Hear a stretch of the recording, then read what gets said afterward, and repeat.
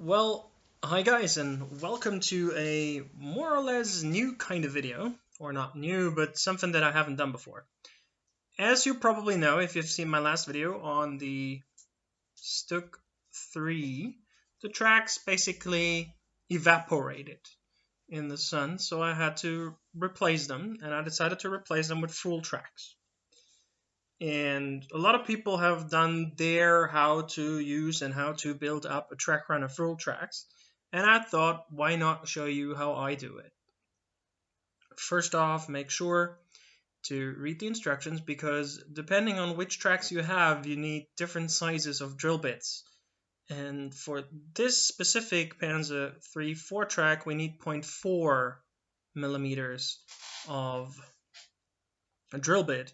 It's a very delicate and very small drill bit, so you have to be very careful not to break it. There you can see how delicate and small that thing is. Normally you get 0.5 or 0.6, sometimes depending, like Tiger tracks have 0.6, other Panzer 4 tracks, the later war ones, have 0.5, and these ones have 0.4. So be careful to check the instructions before you do this, because otherwise you might just use the wrong one and then ruin your tracks. If you use a drill bit that's too big, you might just ruin the tracks.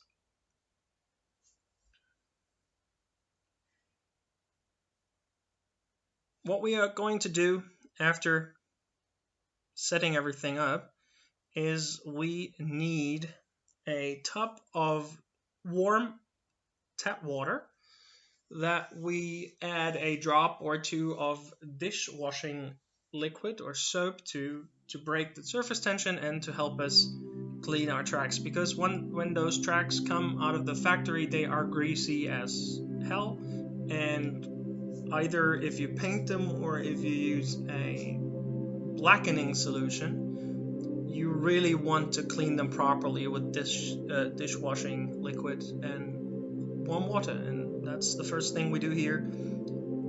Steal some Tupperware from your missus, fill it with water, add the soap, and then just basically bathe the track links in that solution or in this liquid.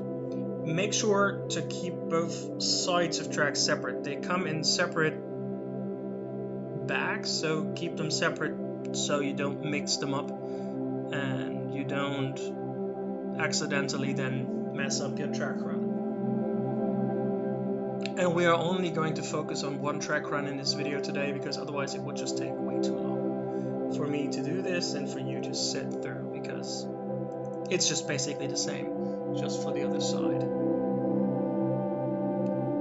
So we let this sit for a good amount of time here, I think 2-3 minutes.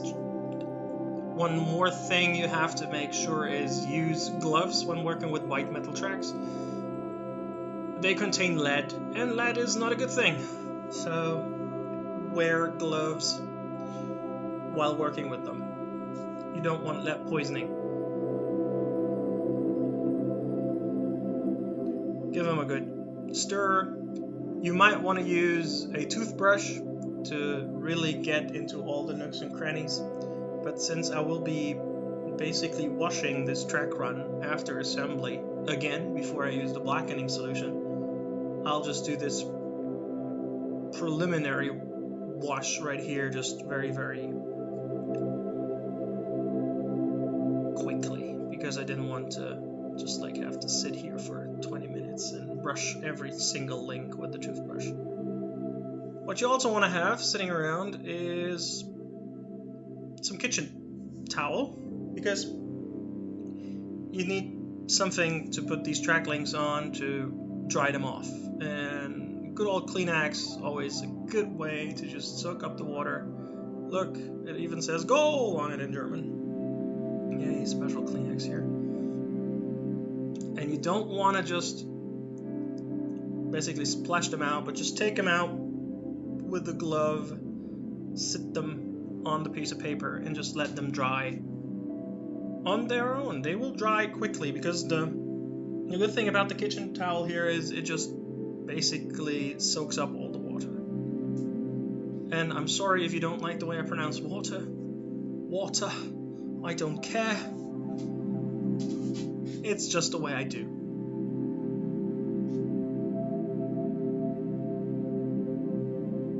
Make sure to get all of the links out of the water.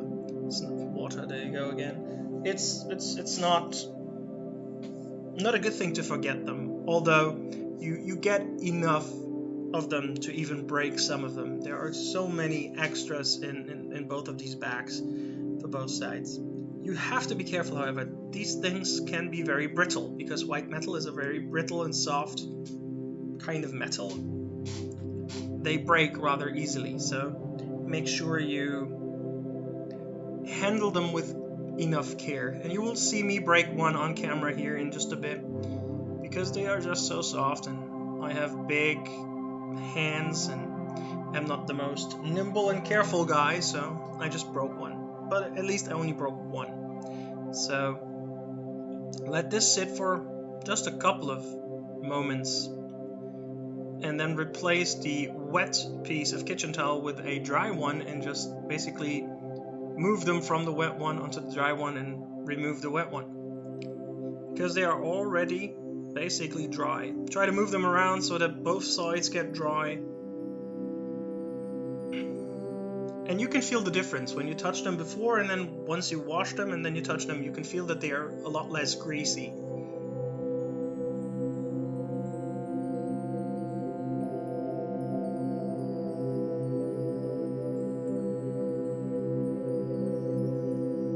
When you take them out of the bag, they are not cleaned up yet. There are a lot of things that you have to take off of the track links, either with a hobby knife or with a sanding stick. Since the metal is rather thin and brittle, I would suggest using a sanding stick, because as you will see later, I used a hobby knife and broke a link in two halves. But I clean them up after I drill the holes out, because that way I can then take off all of the residue from the cleanup and from the drilling with a second basically go through the water. So without further ado, I think it is time to take out our drill bit and start drilling. No, like I said, first let's move them onto a dry piece of kitchen towel, throw away the wet one, and we're almost good to go for the fun part. And if you're someone that thinks he or she can do this in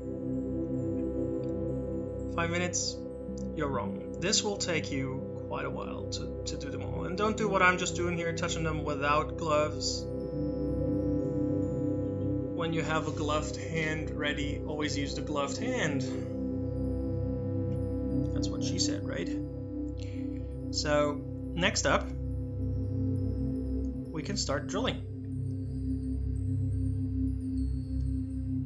And be careful not to shove the drill bit into your